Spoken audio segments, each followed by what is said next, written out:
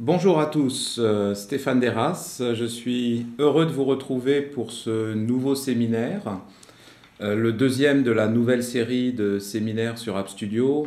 Peut-être certains d'entre vous ont pu assister à notre précédent séminaire, qui était un séminaire beaucoup plus de présentation générale sur l'ensemble des publications numériques du paysage au sens large, et pas simplement les solutions Quark, et bien entendu nos solutions, mais une simple introduction à ces solutions.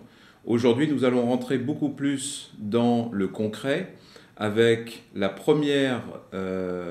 premier séminaire technique qui vous permettra de savoir comment créer ou commencer à créer des apps pour iOS et Android avec App Studio et depuis Quark Express. Le prochain séminaire qui aura lieu le 28 février sera dédié au même sujet, mais depuis Adobe InDesign. Donc vous pourrez ainsi voir les différences de méthode, de processus, mais derrière, les capacités sont exactement les mêmes.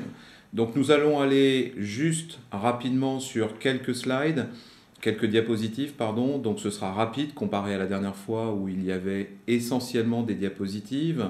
Je ne vais pas vous refaire donc un pitch complet sur le paysage de la publication numérique, sur les avantages également du HTML5 qui est donc notre format désormais de prédilection avec App Studio, donc le format de sortie, que ce soit depuis Quark Express ou depuis InDesign et même depuis une chaîne automatisée comme on le verra en introduction tout à l'heure.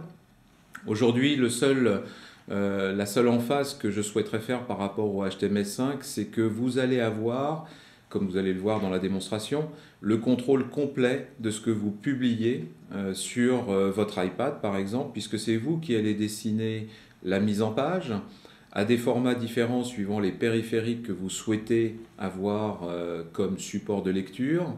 Et donc c'est vous qui allez contrôler au pixel près ce que l'utilisateur, ce que le lecteur ou votre consommateur ou client va pouvoir voir exactement sur son tablette. Donc c'est vraiment une vue, comme je l'appelle encore WYSIWYG, what you see is what you get.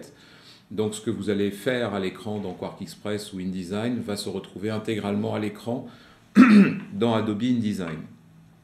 Bien entendu, HTML5, vous l'avez vu la dernière fois rapidement, c'est tout d'abord une norme ouverte, ce n'est plus un format propriétaire comme nous l'avions précédemment et comme l'ont d'autres concurrents encore aujourd'hui. C'est un format donc du consortium W3C qui est en pleine évolution, qui est l'évolution majeure du HTML, donc une évolution à la fois pour le web, mais surtout qui apporte des capacités très intéressantes pour le mobile, avec une intégration très forte de multimédia, d'animation qui sont nécessaires sur ces périphériques-là, et surtout une norme qui est adoptée aujourd'hui par les principaux constructeurs et éditeurs de logiciels. Surtout, vous n'aurez jamais besoin, sauf si vous le souhaitez, de faire du code HTML5, de développer en HTML5. Vous le verrez, vous allez simplement dessiner vos mises en page, vos contenus dans Quark Express ou InDesign, et on fera un export automatique pour vous en HTML5. Comment fonctionne encore une fois App Studio? On vous l'a présenté la dernière fois, mais il est utile de le rappeler. Donc vous pourrez soit créer encore une fois vos mises en page et contenus depuis Quark Express ou Adobe InDesign. Vous pouvez, si vous le souhaitez, également créer vos pages et vos contenus en HTML5 directement et l'envoyer dans votre compte cloud, puisqu'on va voir que votre principal point de centralisation de toutes vos publications numériques sera votre compte sur Internet dans appstudio.net. On va y aller dans quelques secondes. Et donc c'est dans votre compte dit cloud, puisque c'est du cloud computing. En fait, notre solution est hébergée sur Amazon S3. Pourquoi? Parce qu'on fait appel à une batterie de serveurs massivement parallèle pour pouvoir transformer tous vos fichiers HTML5, quels que soient les clients et quelle que soit la localisation dans le monde. Et comme vous allez le voir, on va le faire en direct ensemble ce matin. Bien entendu, vous pouvez aussi insuffler un flux éditorial, par exemple, donc un flux de contenu hautement structuré, c'est-à-dire provenant de vos bases de données ou provenant d'un flux XML sémantique, cette fois-ci. On va pouvoir donc automatiquement transformer des articles, par exemple, qui viennent de votre gestion de contenu web ou CMS web et les transformer automatiquement en page HTML5 grâce à bien sûr des modèles qui auront été préalablement configurés avec notre aide. Là, je parle vraiment d'automatisation si ça vous intéresse.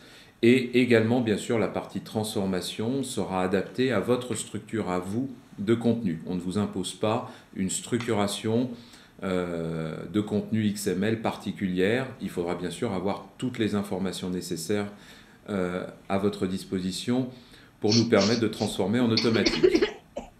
Voilà. Bien entendu, nous avons aussi nous-mêmes une solution entreprise qui vous permet d'automatiser la totalité de la chaîne, mais ce ne sera pas le sujet aujourd'hui. Et puis, une fois que vous avez en fait envoyé tous vos contenus, toutes vos pages, et vous le voyez, quelle que soit la source, donc on est agnostique à vos outils dits authoring, c'est-à-dire vos outils de création. Ensuite, on va assembler tout cela pour former une parution, une publication en HTML5, et on va la publier, c'est-à-dire qu'on va l'héberger, d'où vous le verrez un modèle économique qui fonctionne comme d'autres d'ailleurs maintenant, par prélèvement mensuel par rapport à un nombre de téléchargements, puisqu'on héberge vos contenus pour qu'ils soient immédiatement disponibles dans le monde entier pour les apps de vos clients, c'est-à-dire les apps que vous allez créer, mais que vos clients auront chargées sur leur tablette. Et bien entendu, on n'est pas uniquement en train de parler de sortie iPad ici, mais tout ce qui concerne iOS, donc iPad, iPhone et iPod Touch sont évidemment supportés, mais principalement iPad et iPhone, bien entendu. Ensuite, on supporte bien sûr les tablettes et smartphones Android. Et pour finir, le Kindle Fire ou tablette Amazon, qui est plus une liseuse électronique qu'un tablette aussi complet, on va dire, qu'un iPad ou un tablette Android. Le principe d'App Studio est très simple et on va le faire ensemble ce matin vraiment en détail. On va passer tout le reste de la présentation ensemble en démonstration pratique. Vous allez donc d'abord créer votre contenu dans Quark Express ou InDesign, donc dans un outil avec lequel vous êtes a priori déjà familiarisé. Bonne nouvelle, il n'y a que 2 outils principaux de mise en page au niveau mondial, c'est Quark Express pardon, et Adobe InDesign. Et depuis votre outil de conception, encore une fois Quark Express ou Adobe InDesign, vous allez pouvoir envoyer vos contenus directement sur la plateforme App Studio, c'est-à-dire dans votre compte cloud. Et une fois que vous aurez testé sur vos iPads, voire par le navigateur web, puisque vous allez voir que comme on est sur du HTML5, vous allez pouvoir prévisualiser vos contenus HTML5 depuis votre navigateur web. Mais une fois testé, c'est là où vous pourrez passer à l'étape suivante qui consistera à créer une app à vos couleurs, votre nom, qui viendra évidemment afficher uniquement les contenus que vous allez créer et pas d'autres contenus pour la partie sécurité. Et viendra de manière ultime la partie commercialisation sur l'un des différents stores, c'est-à-dire magasins en ligne disponibles par rapport à ces périphériques, les principaux étant évidemment Apple iTunes Store ou App Store pour la diffusion des apps sur périphériques iOS d'Apple, donc iPad, iPhone, iPod Touch, Google Play, Amazon et d'autres pour les devices, les périphériques Android. Alors quelles sont les étapes principales ? D'abord, vous allez créer un compte et je vous rassure, vous pourrez dès la fin de ce séminaire pouvoir évaluer et tester tout ce qu'on va faire ensemble gratuitement pendant 30 jours dans Quark Express et vous créez un compte appstudio.net gratuitement également. Une fois que vous aurez créé votre compte, vous pourrez depuis Quark Express ou InDesign envoyer vos pages directement via une palette qui est dans ces logiciels. Vous allez, avant d'envoyer, généralement rajouter de l'interactivité via une palette spécifique HTML5 dans Quark Express et on le verra dans le prochain séminaire, une autre méthode dans Adobe InDesign. Et quand vous avez fini votre contenu, vous pourrez enfin tester ces contenus dans le portail et sur vos tablettes. On voit en partie grisé, si vous arrivez à le lire, la dernière étape qui consistera à faire une app et à la commercialiser. Ça fera partie du quatrième séminaire en ligne que nous ferons le 14 mars, où nous irons là sur la partie vraiment publication et commercialisation de l'app, donc complète sur l'App Store comme exemple. Alors avant d'entrer dans la démonstration, il est utile, parce que souvent c'est la question qui arrive très rapidement, de voir ensemble le modèle économique. Alors le modèle économique d'App Studio, vous allez avoir 4 possibilités. La première, vous voulez faire une app avec un contenu embarqué qui ne bouge pas, à destination principalement d'iPad, iPhone ou Kindle Fire. Et dans ce cas-là, c'est ce qu'on appelle plutôt une app pour tester un marché ou un teaser, si vous préférez. Bah, vous allez simplement payer une seule fois 169,95 €. Et vous aurez ainsi la possibilité de publier sur l'App Store une app à vos couleurs, votre nom, avec votre contenu, mais un contenu encore une fois qui ne bougera plus, donc que vous ne pourrez pas mettre à jour. Donc ça peut être utile pour soit encore une fois une app de test sur un marché, teaser, ou enfin une app plus institutionnelle qui présenterait votre société et où il y aurait peu d'informations à faire varier. Mais en général, c'est vraiment des apps pour tester un créneau, un marché. Ensuite viennent bien sûr les apps où vous allez pouvoir faire évoluer votre contenu, c'est-à-dire le mettre à jour via ce qu'on appelle des parutions. En général, on parle donc de publications que sont vos documents. Ça peut être des magazines, des catalogues, des brochures, toutes sortes de documents. Et ensuite, à chaque mise à jour de ces documents, on parle de parution. Donc, dans ces conditions-là, on va vous permettre d'avoir un kiosque à vos couleurs. Encore une fois, vous allez pouvoir, dans toutes ces offres, créer à chaque fois un kiosque, donc une app à vos couleurs. La différence entre le multi-parution Pro et le multi-parution Premium vont être à plusieurs niveaux. Tout d'abord au niveau de la cible. Comme vous le voyez, le Premium permet d'aller vers les tablettes et smartphones Android, ce que ne permet pas le multi-parution Pro. Donc le Pro est bien si vous avez décidé d'aller uniquement sur iOS, voire Kindle Fire. Le Premium si vous avez décidé d'arroser, si je puis dire, l'ensemble des périphériques du marché, périphériques mobiles. Deuxièmement, et ça s'adresse plus cette fois-ci aux médias, c'est-à-dire aux magazines qui ont des bases abonnés et qui veulent faire des packs abonnés, c'est-à-dire où si vous êtes déjà abonné sur le papier, vous souhaitez peut-être offrir l'édition numérique à vos abonnés ou vice-versa. Et dans ce cas-là, il faudra être connecté dans l'app à votre base abonnée pour permettre d'identifier vos abonnés et leur permettre de ne pas payer, dans ce cas-là, s'ils sont déjà abonnés, l'édition numérique. Donc pour cela, on propose des API, donc des interfaces entre l'app et vos services et systèmes de base de données abonnés. Donc uniquement dans la version premium, dans ce cas-là. Et troisième différence, le nombre de téléchargements par mois, puisque contrairement à la version précédente d'App Studio, pour ceux d'entre vous qui en avaient fait, c'est-à-dire du format AVE de notre partenaire Aquafadas, contrairement à ce format-là où on vous est payé par parution, et là peu importait derrière le nombre de téléchargements, cette fois-ci on a pris un modèle assez classique et courant sur le marché que vous retrouvez un petit peu partout, qui consiste à vous offrir un nombre de téléchargements de votre app et contenu par mois. Sachant que vous pouvez donc, vous l'avez compris, faire autant de parutions, donc de mise à jour de votre contenu dans un mois. On ne va pas vous comptabiliser les parutions, les mises à jour de votre contenu. On va comptabiliser uniquement le nombre de téléchargements de votre contenu. Que se passe-t-il si évidemment un client arrive ou un lecteur arrive, il est le 1001e consommateur de votre contenu dans votre app, on ne va pas le bloquer, je vous rassure, sauf si bien sûr vous en faites la demande express. On va lui permettre de télécharger votre contenu et vous serez facturé par téléchargement supplémentaire dans ce cas-là, avec des tarifs là aussi dont on pourra vous donner le détail, mais qui sont dégressifs, qui partent de 10 centimes d'euros et peuvent descendre encore plus bas au téléchargement supplémentaire. Bien entendu, quand vous êtes déjà sûr d'avoir un certain nombre de téléchargements, on vous propose des packages, donc des bundles, qui vous permettront d'intégrer dans votre prélèvement mensuel beaucoup plus de téléchargements. Donc on a des packages de l'ordre de 1000, 5000, 10 000 téléchargements qui évidemment dans ce cas-là réduiront énormément la facture. Pourquoi nous vous faisons payer par prélèvement mensuel? Tout simplement parce que c'est lié au coût d'hébergement de vos contenus HTML5 qui vont être distribués, je vous le rappelle, automatiquement via ensuite vos apps qui seront disponibles dans les App Store, Google Play, etc.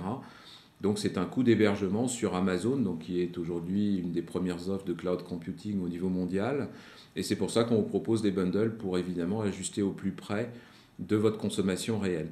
Maintenant, ce qui est intéressant dans ces modèles-là, c'est que ça vous permet de démarrer très vite avec un investissement minimum et ensuite d'évoluer en fonction du succès que l'on vous souhaite de téléchargement de vos contenus. Voilà, donc si vous voulez avoir la grille complète des tarifs dégressifs au-delà de 1000 et 2500 téléchargements, n'hésitez pas à me contacter par email. On vous a déjà transmis mon adresse et vous la retrouverez à la fin. Dernière différence aussi, on vous permet de créer des contenus à la fois dans Quark Express et dans InDesign à partir de la solution multi-parution premium. Pour les solutions édition simple et multi-parution pro, vous êtes obligé d'utiliser Quark Express. C'est uniquement à partir du stade premium que vous pourrez utiliser Adobe InDesign.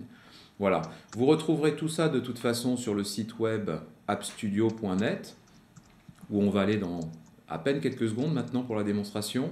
Et enfin, je le cite, c'est important, dès que vous avez des demandes spécifiques, différentes de ce qu'on peut vous livrer en standard, vous allez voir d'ailleurs le kiosque qu'on vous livre en standard dans ces offres-là, comme application bien sûr, dès que vous avez des demandes spécifiques, vous voulez ajouter une fonctionnalité, un glossaire, un dictionnaire, une base de données, une fonctionnalité comme, je ne sais pas, un caddie électronique pour un produit qui se trouverait dans un de vos catalogues, vous nous contactez et on est capable de vous faire un devis sur mesure d'une app standard qui intégrera vos fonctionnalités spécifiques. Ou on peut même vous développer une app complètement spécifique. Nous avons désormais chez Quark un grand nombre de développeurs pour plateformes mobiles, que ce soit iOS, que ce soit Feu WebOS, que ce soit Metro, donc Feu Windows Phone, mais maintenant Windows 8, et que ce soit bien sûr Android. Donc nous sommes capables d'être très réactifs sur vos demandes. Donc n'hésitez pas à nous questionner. Voilà, maintenant on va enfin rentrer dans la démonstration, puisque je veux consacrer le reste du séminaire à de la pratique, ce que vous attendez certainement.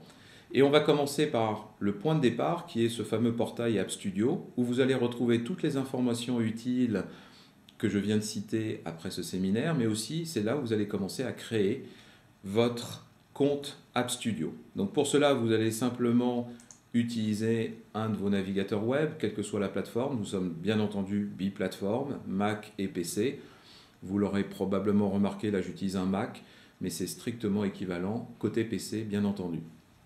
Donc voici le site appstudio.net où vous allez retrouver beaucoup d'informations très utiles. Je vous recommande vraiment d'aller naviguer dessus tranquillement après ce séminaire pour vous faire une idée plus précise de tout ce que je vous ai cité. Vous aurez une présentation qui reprend d'ailleurs certains contenus que vous avez vus aujourd'hui donc dans la présentation. Vous retrouvez par exemple ces 3 étapes, d'accord, principales que j'ai vues en diapositive aujourd'hui. Mais vous pourrez surtout vous faire une idée du type de contenu que vous pouvez avoir, obtenir, créer avec App Studio en allant tout simplement voir les exemples clients qui sont déjà aujourd'hui générés et construits avec App Studio. Donc vous avez beaucoup de publications, je le cite pour nous, espace francophone, beaucoup de publications anglo-saxonnes puisque nous avions racheté une société anglo-saxonne qui faisait du numérique, qui s'appelait Mobile IQ. L'année dernière, il y a presque un an maintenant, nous avons intégré cette technologie, nous l'avons fait évoluer pour devenir le nouvel App Studio. Mais donc tous ces magazines qui étaient leurs clients sont transformés aujourd'hui en App Studio, utilisent le nouvel App Studio. Et je vous recommande donc d'aller sur cet onglet client à l'intérieur du site appstudio.net, d'y aller surtout avec votre tablette, donc que ce soit un iPad ou un tablette Android, et vous voyez des petites pommes ou les petits robots Android en dessous des différentes publications. Vous aurez simplement à taper dessus, donc cliquer dessus depuis votre tablette. Ça vous amènera directement vers le lien iTunes Store ou Google Play, etc. pour aller télécharger l'app qui correspond exactement à ce client. Pourquoi ? Tout simplement parce que vous le savez, sur des groupes d'éditeurs tels Metro et Stuff et bien d'autres, vous avez souvent des publications qui sont soit franchisées, soit localisées différemment dans différents pays et qui n'utilisent pas forcément la même solution technologique d'un pays à l'autre. Donc allez vraiment via ces petites pommes ou ces robots Android directement sur ces exemples clients, ça vous amènera vraiment sur ceux qui sont produits avec App Studio. Vous pouvez voir d'ailleurs un certain nombre de bannières qui indiquent que beaucoup d'entre elles ont déjà été awardées. La société Mobile IQ, ça fait 10 ans qu'elle fait du mobile et du numérique et a déjà reçu de nombreux prix par rapport à ses créations clients. Donc allez les voir. Je dis toujours qu'on n'est jamais mieux servi que par soi-même pour vérifier ce que je vais vous dire ce matin. Donc vous pourrez tester des vrais contenus clients très bien faits avec App Studio directement sur votre tablette. Voilà. Vous retrouvez également tout ce qui est pricing, donc tarifs, dans l'onglet formules et souscriptions, avec plus de détails, cette fois-ci par rapport à ma diapositive, en ouvrant tout simplement l'onglet du bas, c'est-à-dire vous avez des petites flèches, vous voyez en dessous, vous cliquez dessus, et ça vous donnera vraiment le détail complet de toutes les fonctionnalités qui sont intégrées dans ces offres. Je n'ai pas le temps de les détailler aujourd'hui pour vous permettre de les lire tranquillement après le séminaire, mais n'hésitez pas à aller voir ce détail-là.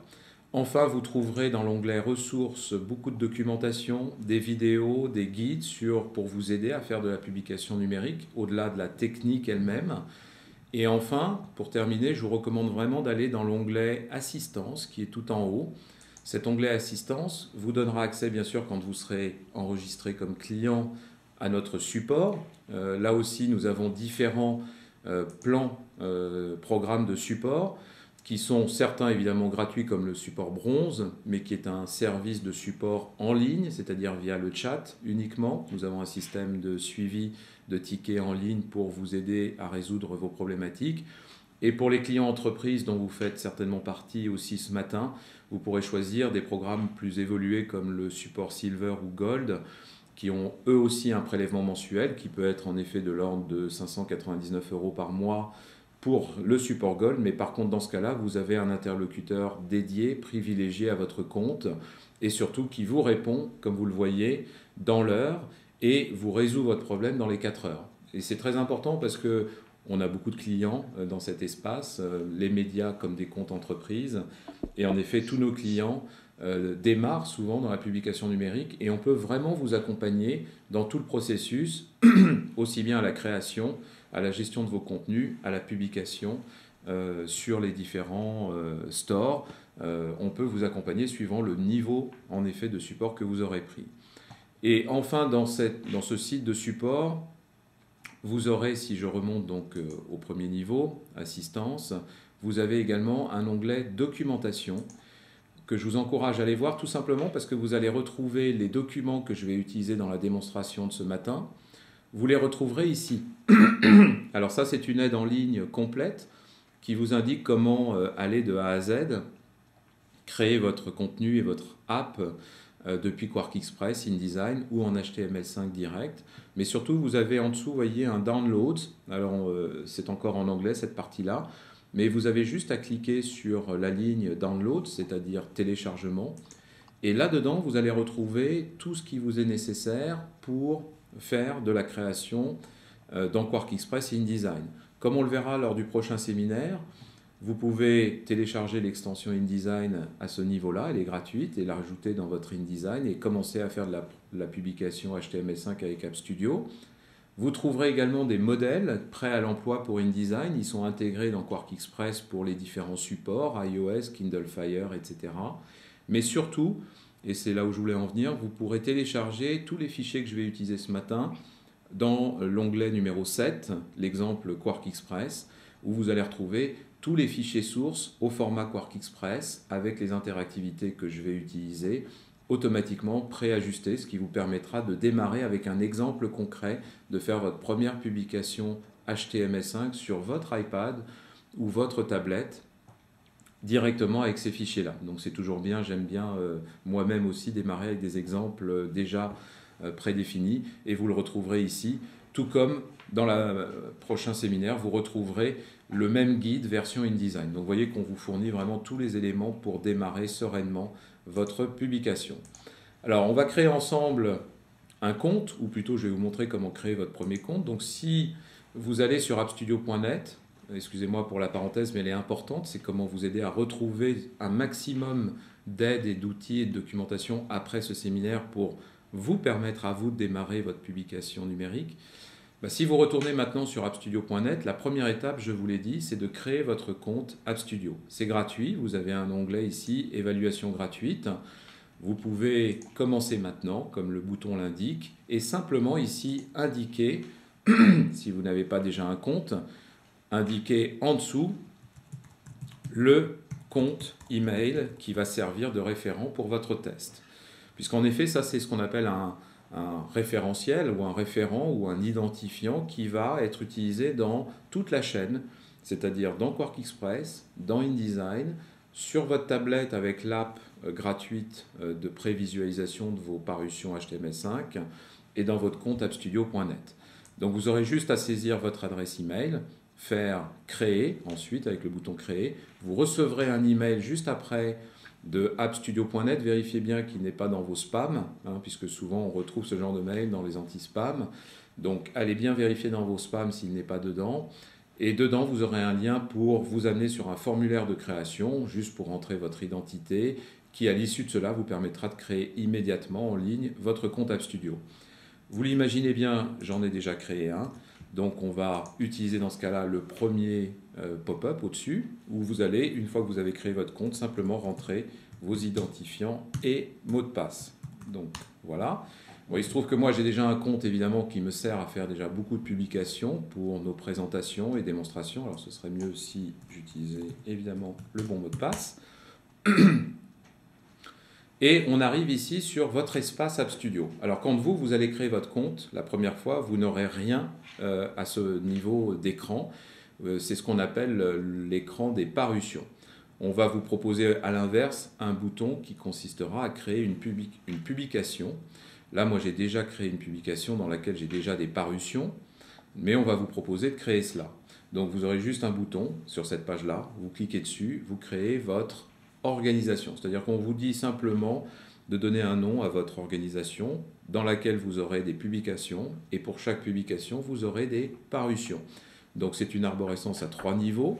La bonne nouvelle, c'est que vous allez pouvoir utiliser cet espace de gestion de vos parutions HTML5 de manière également collaborative, puisque vous le voyez en haut, il y a un certain nombre d'onglets disponibles. Et si on regarde les différents onglets, on va commencer par l'onglet Paramètres. C'est là où vous pourrez modifier votre nom ou le nom de votre organisation. Vous pourrez modifier également par défaut le type de parution que vous utilisez. Et enfin, le type d'hébergement. Donc ce type d'hébergement, pourquoi? Parce que par défaut, dans l'offre que je vous ai citée au niveau tarifaire, vous aurez un hébergement inclus avec votre compte AppStudio, un hébergement qui est donc hébergé par notre système sur Amazon, mais vous pourriez avoir votre propre hébergement si vous le souhaitez, et dans ce cas-là, on rentre plutôt dans les offres entreprises. Voilà, donc excusez-moi, une petite interruption.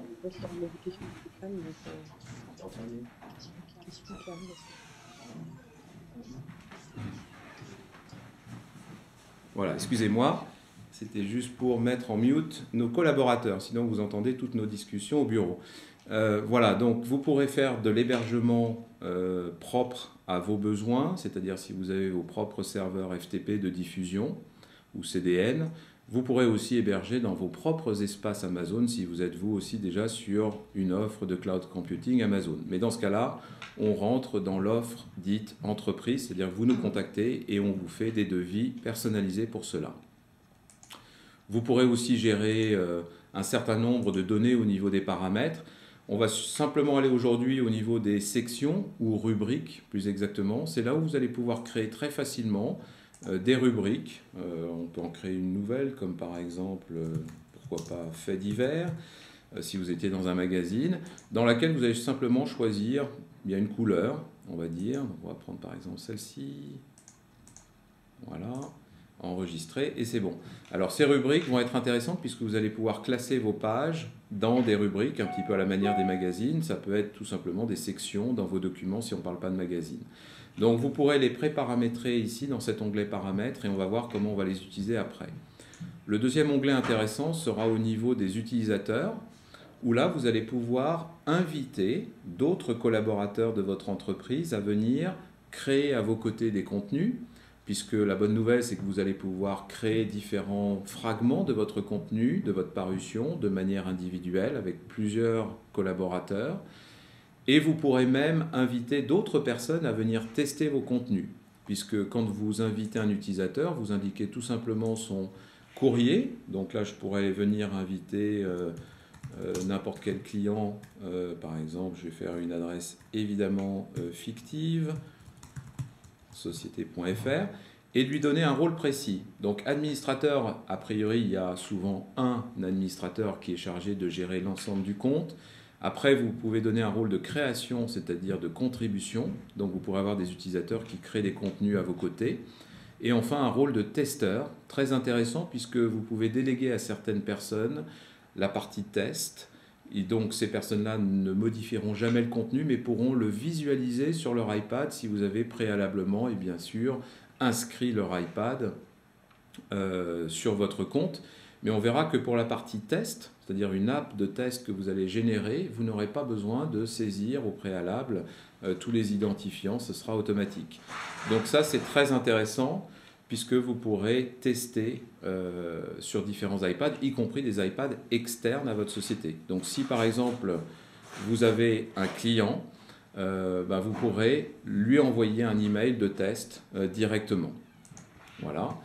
Et enfin, vous avez un onglet, alors je ne parlerai pas de l'onglet facturation, ça c'est quand vous serez devenu client et que vous commercialiserez le contenu. Vous aurez enfin un onglet gestionnaire d'appli qu'on va revoir dans le dernier séminaire. Voilà, j'essaie de trouver, voilà. Et dans ce gestionnaire d'application, c'est là où, comme on le verra dans le séminaire du 14 mars, vous allez créer votre app, la personnaliser. On fera quand même un petit tour aujourd'hui dedans pour vous permettre de voir comment ça se passe pour créer une app à vos couleurs à partir de votre compte. Pour l'instant, on va se focaliser sur les contenus que vous allez créer dans ce compte App Studio. D'accord ? Sachez en effet que pour une entreprise, vous pourriez avoir plusieurs départements, organisations et les gérer ici et switcher facilement d'un département à l'autre. Encore une fois, c'est une offre très intéressante pour cela, c'est que vous pouvez gérer collaborativement plusieurs publications avec plusieurs départements, plusieurs collaborateurs internes, externes, et surtout au niveau d'une parution, comme on va le voir ici, quand vous allez créer votre première parution, elle sera vide. Dans mon cas de figure, afin d'éviter de faire tous les fichiers de démonstration ensemble ce matin, mais comme je vous l'ai dit, vous pourrez les télécharger sur le site appstudio.net et les tester par vous-même. Moi, je l'ai déjà fait, j'ai déjà téléchargé le document, je l'ai déjà envoyé dans mon compte App Studio. Et on va voir que toutes les pages que vous allez créer vont arriver dans cet espace-là, qui est l'espace parution. Alors justement, on va voir ensemble maintenant comment créer une page. J'ai fait exprès d'omettre la première page, qui est la page d'introduction.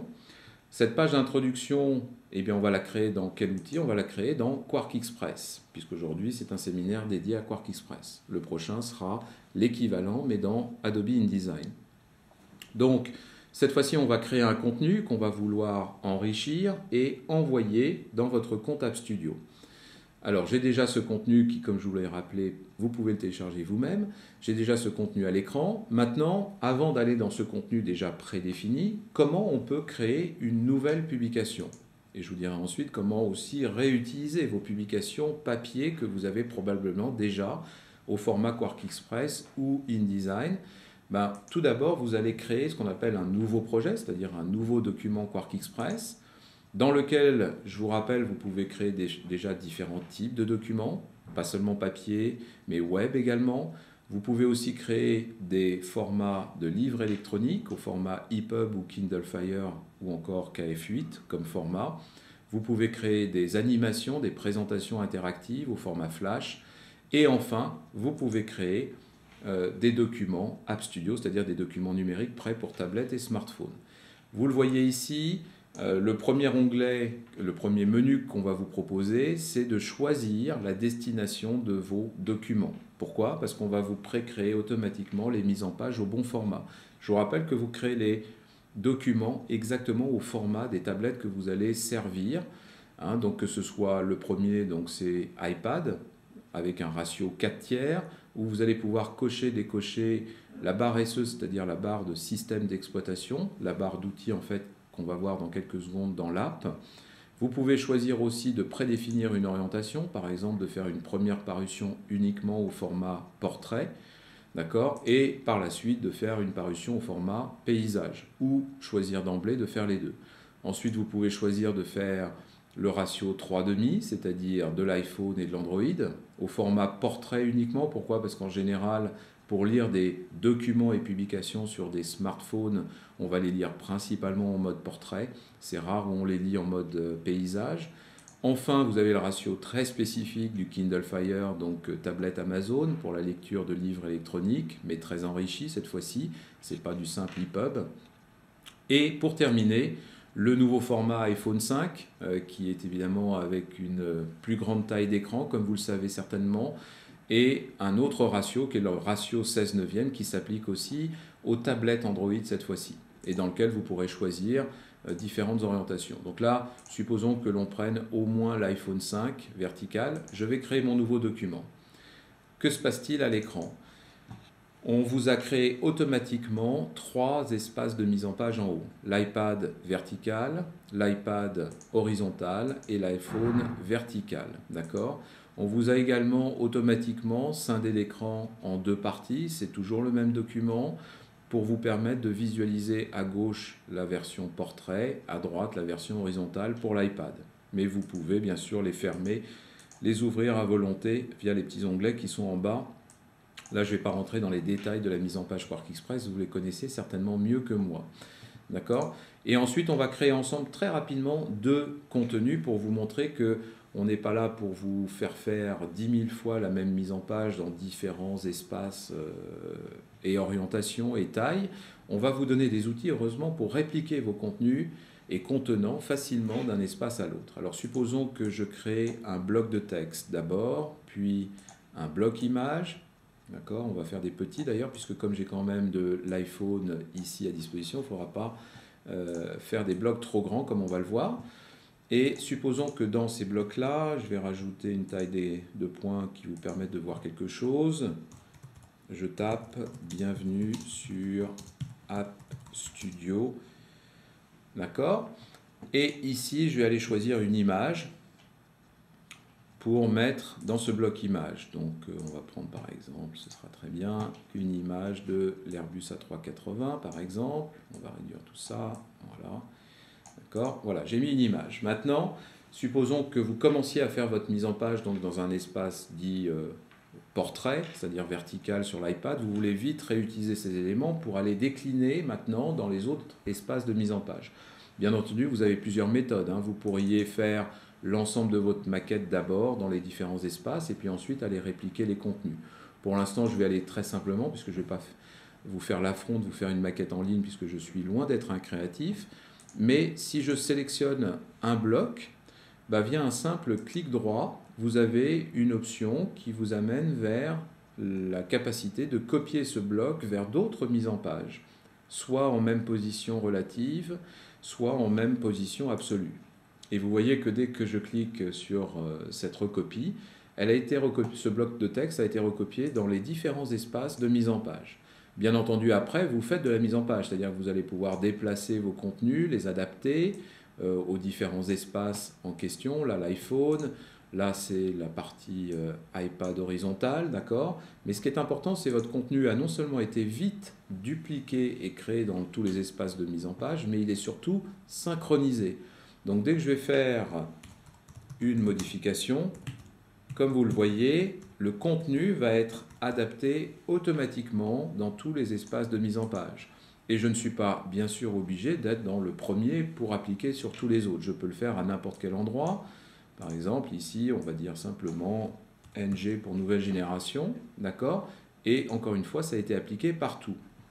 Alors, ce qui s'applique au contenu texte peut s'appliquer bien sûr au contenu image. Donc, je retrouve la même option ici, qui va me permettre de dupliquer pareil l'image dans tous les espaces. Voilà, on va faire un petit recentrage pour l'iPhone, ce sera plus propre, d'accord? Et ce qui est intéressant surtout, c'est qu'on vous permet donc de synchroniser non seulement, je vais me remettre en iPad horizontal ici, non seulement les contenus texte et les contenus images, mais aussi leurs attributs si vous le souhaitez. Donc si par exemple ici, je modifie et que je passe ce texte en rouge, d'accord? Vous remarquerez quelque chose d'intéressant, c'est que j'ai appliqué une mise en forme dans mon espace iPad vertical qui ne s'est pas appliquée dans l'iPad horizontal ni l'iPhone vertical. Tout simplement parce que par défaut, on estime que souvent vous allez faire des mises en forme ou des feuilles de style ou des applications différentes. Maintenant, si j'avais appliqué une feuille de style, bien entendu que là, ça se serait appliqué de la même manière dans chaque espace de mise en page, puisque les feuilles de style sont générales et centrales à tout le document. Mais ça, c'est très intéressant puisque je peux donc décider, surtout sur l'iPad, d'avoir une taille de caractère supérieure, d'accord, puisque j'ai un plus grand écran. Donc on va le faire ici de la même manière. Mais par contre, conserver sur l'iPhone directement, excusez-moi pour mes notifications qui arrivent toutes seules, et que j'ai oublié de désactiver. Mais là, sur l'iPhone, par contre, je vais rester sur des tailles plus petites de caractères, d'accord. Pareil au niveau de l'image. Si je fais une modification comme une rotation ici, vous remarquerez qu'elle n'a pas été appliquée dans les autres espaces. Pareil, un agrandissement, ou pourquoi pas un agrandissement du bloc. Cette fois-ci, je vais faire par exemple un ajustement. Oui, il faudrait que je sois d'abord ici sur l'outil bloc. Voilà. Si je fais ici adapter, non, je ne peux pas parce qu'il est synchronisé, c'est exact, mais je peux augmenter. Voilà. Augmenter cette image et la remettre proprement dans l'ordre. Maintenant, on vous donne aussi un moyen de synchroniser un contenu vers différents espaces de mise en page pour vous permettre quand même de répliquer aussi les attributs. Donc si on reprend notre exemple ici, et ce sera la fin avant de passer à des contenus déjà assez complets, bien entendu, eh bien vous avez dans Quark Express, je vous rappelle, une capacité native de faire ce qu'on appelle du contenu partagé. C'est-à-dire que là, ce que j'ai utilisé avec le clic droit a déjà été mis en place dans ces espaces-là. Ce que je vais faire, c'est que je vais rajouter une page à ma maquette. Vous voyez qu'elle s'ajoute automatiquement dans tous les espaces de mise en page. Et cette fois-ci, je vais faire des blocs que je vais synchroniser en totalité au niveau contenu, mais également mise en forme. Donc je reprends un contenu ici, que je vais mettre en grande taille. Rassurez-vous, on a presque fini. Donc nouveau contenu. Texte par exemple ici. Là je vais prendre une autre image pour mon bloc image. On va prendre par exemple la 380 version Air France, pourquoi pas. Voilà.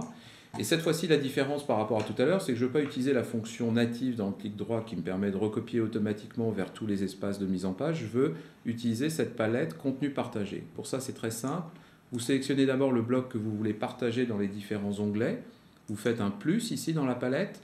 Vous l'appelez texte, et c'est là où vous décidez, contrairement à tout à l'heure qui est une option par défaut, de synchroniser ou non les attributs du bloc avec le contenu, ou de dire uniquement comme tout à l'heure, je ne synchronise que le contenu. Si je synchronise le contenu et ses attributs, là j'aurai les attributs par exemple de mise en forme sur le texte. Si je synchronise en plus les attributs du bloc, j'aurai les attributs du bloc avec, comme par exemple la rotation du bloc ou une bordure appliquée sur le bloc qui pourra s'appliquer automatiquement. Et surtout, ça vous permet aussi dans ce cas-là, et je vais faire pareil pour la partie image, voilà, je vais synchroniser la totalité, ça vous permet maintenant, depuis cette palette, d'ailleurs j'aurais pu ici l'appeler image pour qu'on le voit bien, pour vous à l'écran. Ah oui, je l'ai déjà utilisé, c'est pas grave, image 2, bon, c'est pas grave, on va garder l'élément image. Ici maintenant, si je me positionne donc dans l'iPad par exemple horizontal sur cette deuxième page, d'accord, j'ai cette palette ici contenu partagé qui s'affiche, ben, je peux prendre ce contenu texte et le glisser, déposer directement dans ma nouvelle mise en page. Pareil pour le contenu, pardon pas texte mais image, qui était, je ne sais plus si c'était celui-là, non, on va prendre le deuxième, j'aurais dû le nommer différemment, voilà. Et donc la différence cette fois-ci, et celui-ci je peux le supprimer, la différence par rapport à précédemment, c'est que le contenu, c'est moi qui le positionne directement au bon endroit. Donc c'est plus agréable quand on fait de la maquette, évidemment. La deuxième différence, c'est que dès que je vais modifier maintenant la mise en forme d'un côté, elle va s'appliquer partout. Donc si je modifie la couleur, regardez bien, la couleur a été appliquée également dans l'iPad version horizontale, tout comme la taille du texte. Bien entendu, si j'applique après une bordure sur le texte ou si je réduis la taille du bloc, vous voyez qu'elle s'applique également dans l'autre espace. Pareil, côté image. Si côté image, je fais un agrandissement, d'accord, et un nouveau placement, vous voyez qu'il s'applique à droite.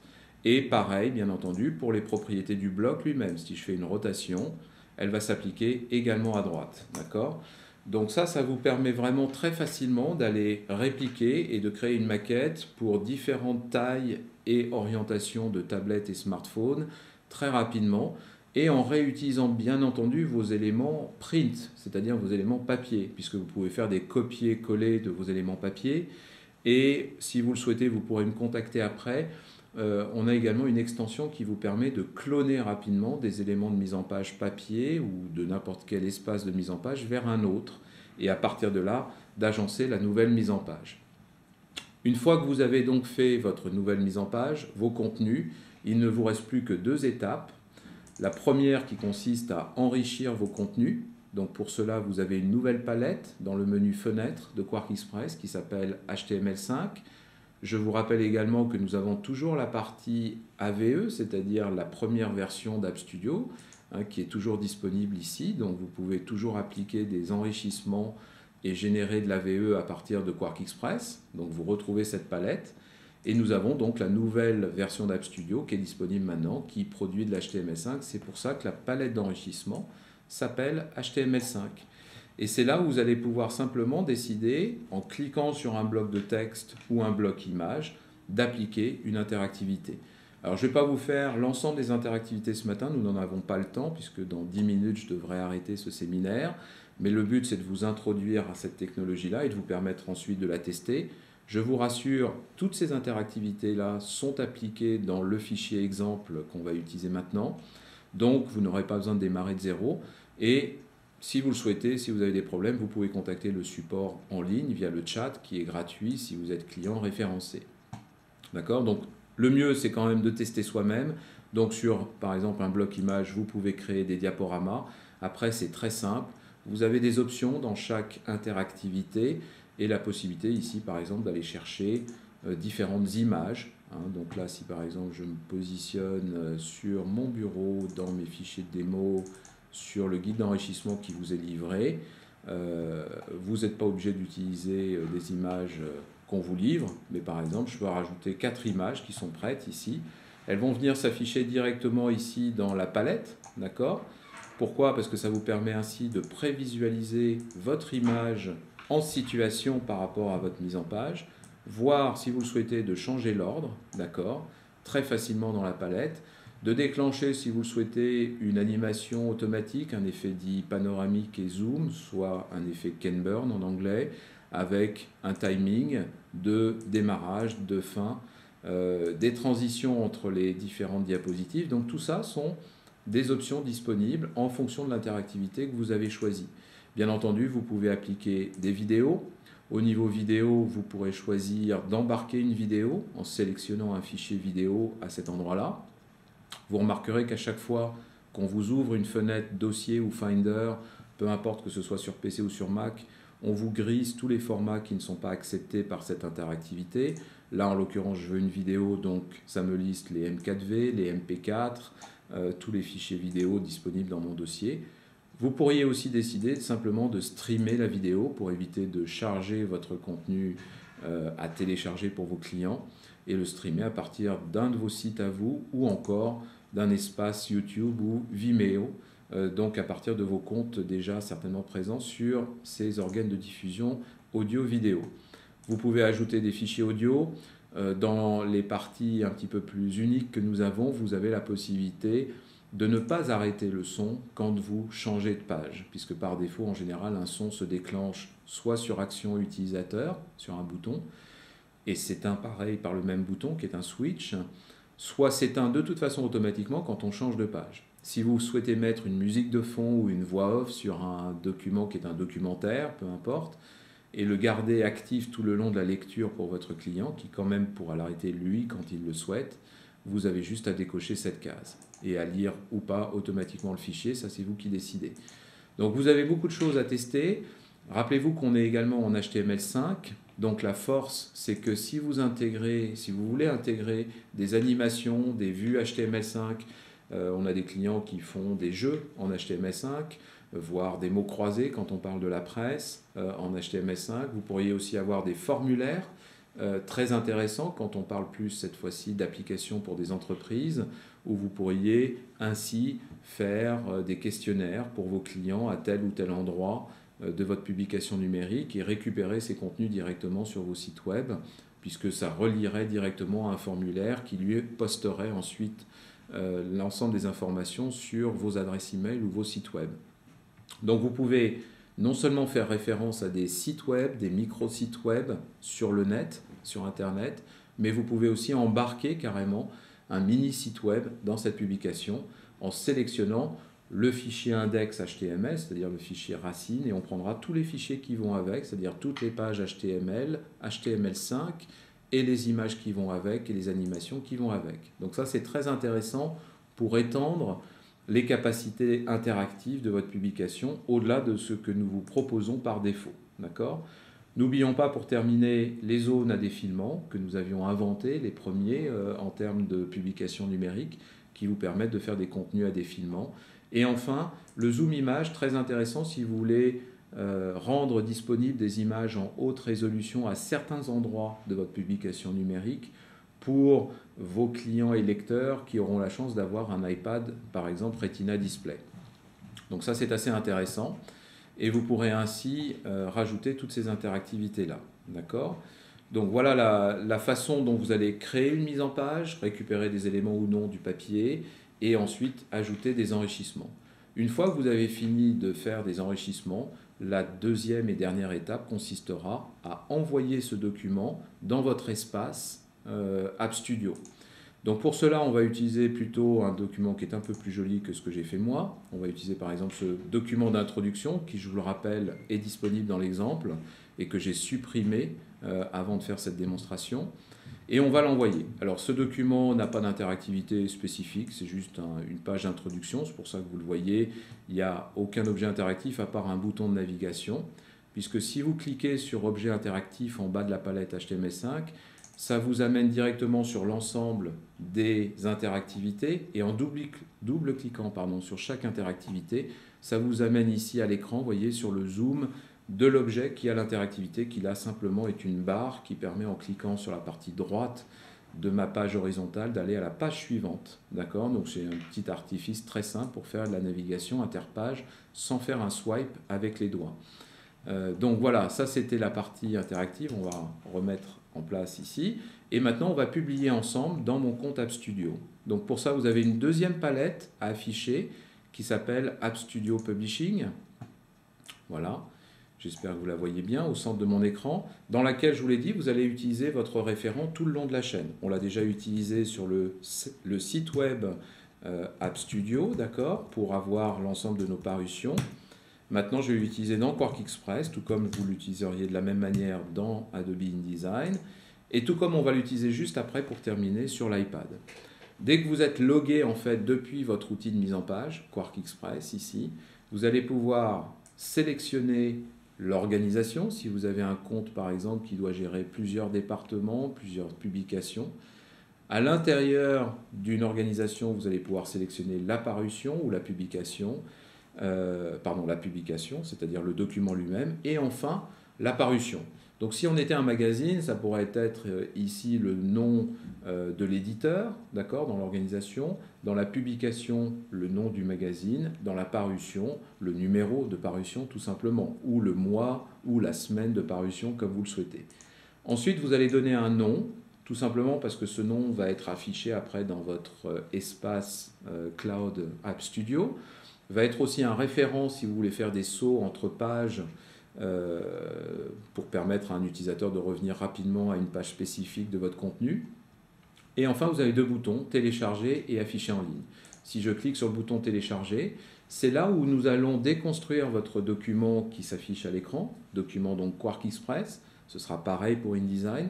Nous les déconstruisons en fait au format XML et nous n'envoyons donc pas les formats complets QuarkXPress ou InDesign dans votre compte App Studio, on les déconstruit pour les rendre plus légers. Il y a toutes les informations nécessaires dedans sur votre maquette et sur les interactivités que vous avez ajoutées. Et on envoie donc ce flux directement sur votre compte App Studio. Donc vous voyez également une roue qui indique que vous êtes en cours de téléchargement dans votre compte App Studio. Quand c'est terminé, vous le voyez, alors je vais vous l'afficher un peu mieux pour que vous voyez bien, vous avez ici une indication qui vous dit que le téléchargement est terminé. Alors je le cite quand même pour information.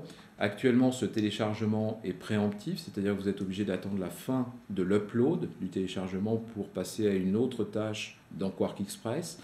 Nous allons sortir à la fin du mois une mise à jour mineure de QuarkXPress qui vous permettra de rendre ce téléchargement comme une tâche d'arrière-plan. Donc vous pourrez passer tout de suite à autre chose pendant que le téléchargement se fait.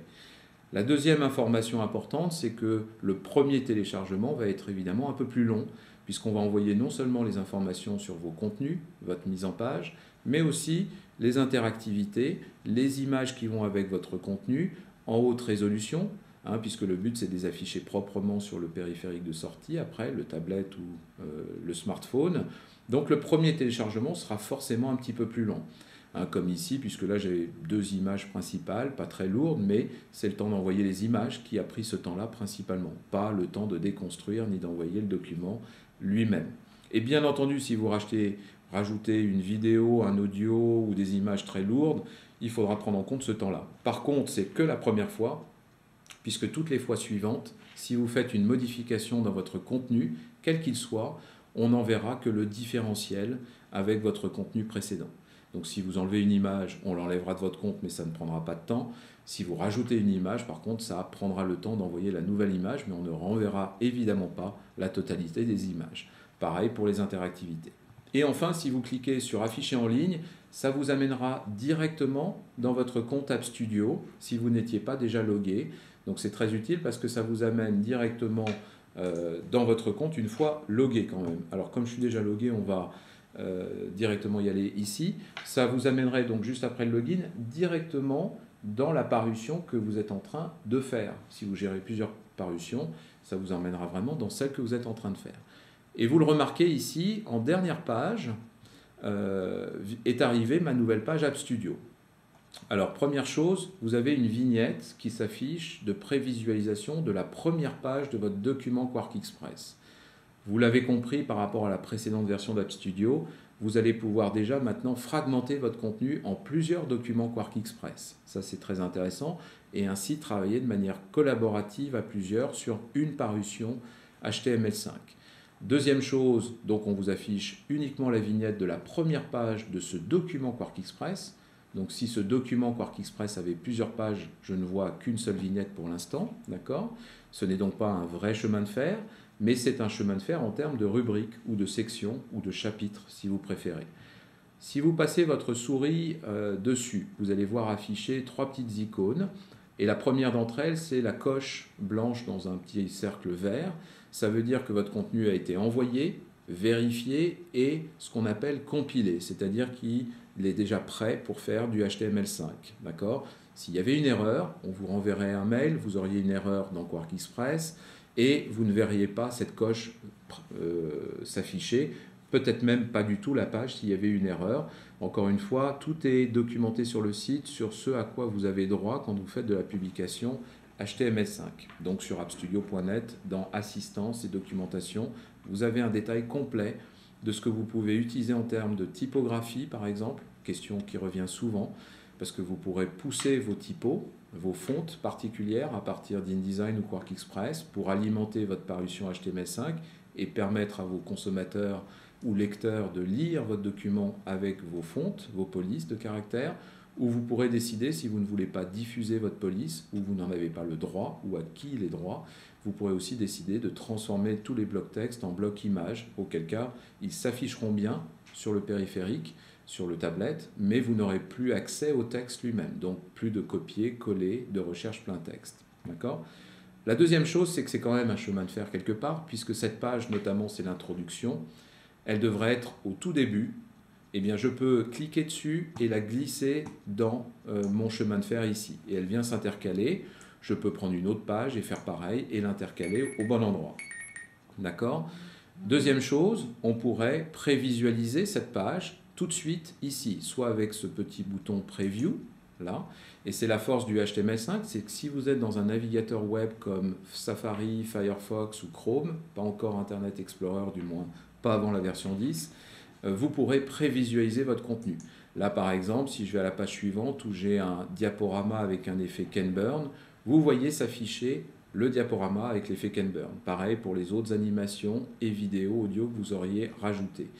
Donc ça, c'est une des premières forces du HTML5, c'est que dans un navigateur compatible HTML5, vous allez pouvoir prévisualiser votre édition avant d'aller même la tester sur l'iPad. Alors si on revient maintenant au premier niveau de notre parution, et je vais terminer maintenant rapidement pour vous montrer la parution sur iPad pour conclure ce séminaire.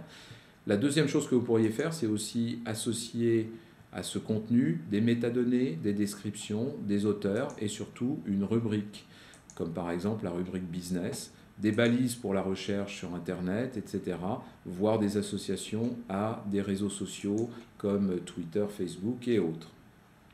Vous voyez que le document a pris cette fois-ci la couleur verte de la rubrique business. Ça, c'est très utile aussi. Vous voyez toutes les pages reliées à une rubrique de cette manière-là. Et vous pourriez ici donc visualiser très rapidement votre chemin de fer. Et enfin, quand vous êtes prêt à le visualiser maintenant sur votre iPad, vous allez simplement cliquer sur un bouton qui s'appelle « Tester ». Alors, je vais le faire avec vous. Ça va faire quoi? Ça va générer enfin, cette fois-ci, la parution HTML5 et l'envoyer dans votre app App Studio. Donc là, on est en train de générer. Bien entendu, j'utilise bien plus de pages que ce que vous avez vu à l'écran. Donc j'utilise des documents, encore une fois, que vous allez pouvoir télécharger. Je vous montre le deuxième rapidement, ça c'est le diaporama, sur lequel ici j'ai déjà créé donc un certain nombre de slides et de diapos. D'accord? Donc ça c'est déjà fait. Tous les fichiers que vous allez télécharger, vous allez les retrouver de cette manière-là. Je vous en ouvre un suivant par exemple. Si je reviens au premier niveau, vous allez trouver par exemple un démonstrateur de l'intégration de fichiers audio et vidéo. D'accord? Dans lequel, pareil, on a rajouté tout simplement des vidéos, des pop-up, etc. Tout est codé dedans, donc ça vous donne un bon exemple pour démarrer. Mais maintenant, on va tout simplement aller sur mon iPad pour terminer et conclure ce séminaire.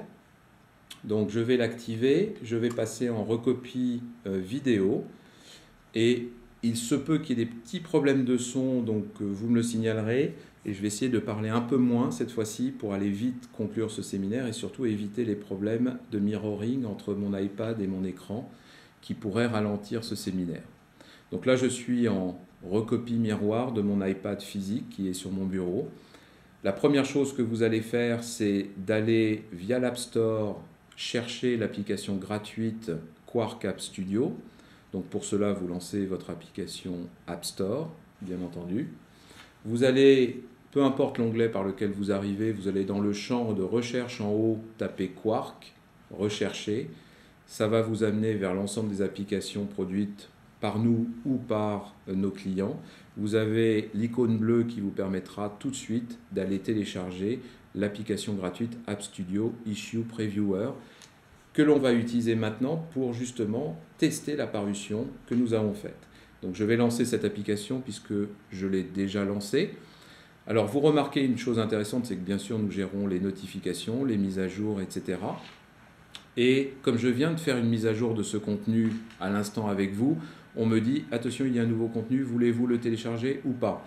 Pour aller vite, je ne vais pas télécharger le nouveau contenu, j'avais déjà l'ancienne version qui était propre, ça m'évitera de vous faire attendre le temps du téléchargement. Et là, on va pouvoir donc visualiser le package HTML5. Donc on retrouve cette page que j'ai construite au départ, la première page App Studio. On va retrouver bien sûr la page avec les animations HTML5 et le but n'est pas de toutes les voir en détail ce matin puisque on a ce fichier exemple qui vous donne accès à tout. Vous avez des fichiers audio, je vous ai tout à l'heure parlé de la musique qu'on pourrait, vous l'entendez peut-être maintenant, faire tourner en arrière-plan mais qui va rester active même en passant d'une page à l'autre, d'accord? Les zones à défilement bien entendu. Et j'ai toujours accès via cette barre de contrôle à la possibilité de stopper ce morceau de musique ou d'aller au suivant ou précédent. Vous avez bien sûr ici la recherche plein texte qui vous permettrait d'aller chercher un mot-clé comme par exemple slideshow et de retrouver automatiquement la page dans la parution. Alors il faut savoir que cette recherche plein texte est automatique et native à tout ce que vous allez publier avec Quark Express et InDesign. Donc si par exemple votre lecteur ou client a déjà téléchargé un certain nombre de publications et parutions de votre part dans son app, vous allez retrouver l'ensemble des pages qui parlent de ce mot-clé et pas seulement dans la parution que vous êtes en train de voir. Après, bien sûr, vous avez un chemin de fer qui vous permet de revenir à tout moment là. Ce chemin de fer s'affiche également en bas. Vous retrouvez les rubriques que nous avons prédéfinies tout à l'heure. Donc, encore une fois, maintenant, je vous encourage à venir tester tout ça par vous-même. Nous verrons dans le prochain séminaire comment faire la même chose en InDesign. Là, j'ai voulu vraiment vous montrer les bases, l'introduction, puisque tout le reste est codé dans le fichier exemple. Et on verra aussi et surtout comment dans le 3e séminaire, comment créer des apps customisées, personnalisées à vos couleurs, comme par exemple ici, celle-ci pour un de nos clients, que vous pourriez donc customiser directement avec votre interface App Studio. Voilà, donc je vais arrêter maintenant cette démonstration parce que aucun intérêt d'aller vous faire toutes les interactivités encore une fois. Vous connaissez assez bien maintenant ce qui est possible dans le domaine du numérique. Elles sont toutes là à portée de votre palette, hein, dans vos fichiers QuarkXPress, de publication via votre compte App Studio. Comme vous l'avez vu, il est très simple de voir sa publication, de la prévisualiser, de la tester. Et on verra donc dans le dernier e-séminaire du 14 mars comment également aller générer une app, customiser, la commercialiser sur l'App Store via cette interface, puisqu'on vous permet via un formulaire d'envoyer toutes vos coordonnées, vos référents, en tant que par exemple développeur Apple, ici pour une application iOS, le logo de votre application, les écrans d'arrière-plan, horizontaux, verticaux, vos profils de provisionnement, vos certificats de développeur. Et quand tout cela est fait, c'est très simple, vous cliquez sur le bouton Soumettre. Ce bouton Soumettre vous renverra, si tout se passe bien, automatiquement sous quelques minutes, une app que vous pourrez installer automatiquement sur vos iPads de test ou envoyer à votre client si vous l'avez référencé comme iPad de test dans votre compte Apple Développeur. Donc c'est très intéressant parce qu'on peut aller très vite créer un contenu personnalisé pour soi-même ou pour un client et ainsi faire de la publication numérique. Voilà, donc on a vu pas mal de choses ce matin, j'ai encore débordé, décidément je n'arrive jamais à rentrer dans les clous. Vous allez recevoir sous 48 heures un email avec cette présentation, c'est-à-dire les diapositives que vous avez vues, un enregistrement de cette présentation que je suis en train de réaliser en live en même temps que je vous parle. Vous avez également accès sur nos sites quark.com et appstudio.net à beaucoup de documentation. Je vous encourage vraiment à aller les lire, à naviguer dessus. Au-delà des fichiers exemples, vous avez des cas concrets clients, vous avez des retours d'expérience, vous avez toutes les apps de nos clients disponibles également pour tester vous-même dans de très belles applications ce que vous pourriez faire avec App Studio demain. Et enfin, j'espère vous retrouver pour les prochains séminaires. Si vous êtes plus intéressé par la partie App Studio dans InDesign, on se retrouvera avec plaisir le 28 février. Et enfin, la dernière partie, et non des moindres, parce que c'est une partie souvent complexe à cause des processus imposés par les différents éditeurs type Apple.